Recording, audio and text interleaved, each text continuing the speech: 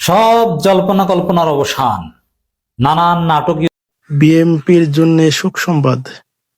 দেখেন, শুনে যান, তারেক রহমান দেশে আসতেছে না, আসতে পারবে না। আমাকে কেউ গালি দিবে না, আমার কথা না, ওনার কথা। সন্দেহ সংশয়ের অবসান। তারেক জিয়াকে বাদ দিয়ে বিএনপিকে উপেক্ষা করেই ডক্টর ইউনূস বাংলাদেশ চূড়ান্ত মাহেন্দ্রক্ষণে, চূড়ান্ত গন্তব্যে রওনা করেছে বাংলাদেশ। তারেক জিয়া নাই, ব্রিটিশ সিটিজেন, বাংলাদেশের ভোটার না, বাংলাদেশের নাগরিকত্ব নাই, কোনো প্রমাণ নাই, এনআইডি কার্ড নাই, পাসপোর্টও নাই। রাজনীতি করেন, প্রধানমন্ত্রী হতে চান, অলিক কল্পনা বিলাস। দর্শক, কি ঘটছে? বিএনপি শুনলে হার্ট ফেল করবেন। দুইটা খবর।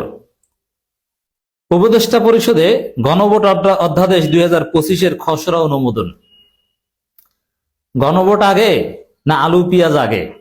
কেমন লাগে তারেক রহমান? আপনার আলু পেঁয়াজের চাইতে গণভোটের গুরুত্ব চূড়ান্ত পর্যায়ে কায়েম হয়ে গেল। গণভোট আইন হয়ে গেছে।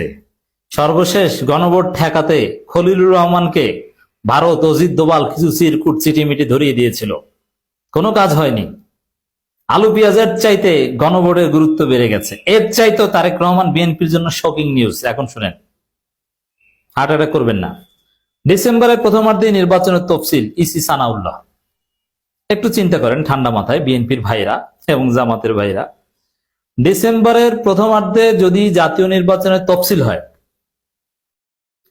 এর মানে আর কয়দিন? আর 1-1.5 সপ্তাহ, সর্বোচ্চ 2 সপ্তাহ। এই তো, ডিসেম্বর তো প্রায় এসে গেছে, নভেম্বর তো প্রায় শেষ। তারেক রহমান আসার কোনো খবর শুনেন না। তো তারেক রহমান আসছেন না, ডিসেম্বরের প্রথমার্ধে তফসিল হয়ে যাচ্ছে। তারেক রহমান ভোটার হতে পারেন নাই, এখনো ভোটার হতে পারেননি। ব্রিটিশ নাগরিকত্ব তিনি ছেড়েছেন কি ছাড়েন নাই এখন পর্যন্ত ক্লিয়ার না, আপনারা জানেন না।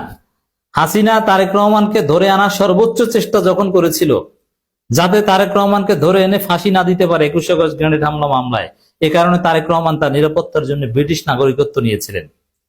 বাংলাদেশের সিটিজেন না, ওইটা ছেড়ে ভোটার হতে পারেন নাই। আর বাকি আছে 1-1.5 সপ্তাহ। আপনি কবে আসবেন তারেক রহমান, আর কবে ভোটার হবেন, কবে বাংলাদেশের নাগরিক হবেন, কবে রাজনীতিতে যোগ দিবেন? সুযোগ আছে। তাহলে কি বোঝা গেল? আমি তো দেখতে পাচ্ছি তারেক রহমানকে বাদ দিয়ে বাংলাদেশ নির্বাচনের ট্রেনে উঠে যাচ্ছে। আলু পেঁয়াজের চাইতে গণভোটের গুরুত্ব কায়েম হচ্ছে। এইসব সমাজতান্ত্রিক ধান্দাবাজি, গণভোটের চাইতে আলু পেঁয়াজকে গুরুত্ব দেয়া, এটা সমাজতান্ত্রিক কমিউনিস্ট ধান্দাবাজি।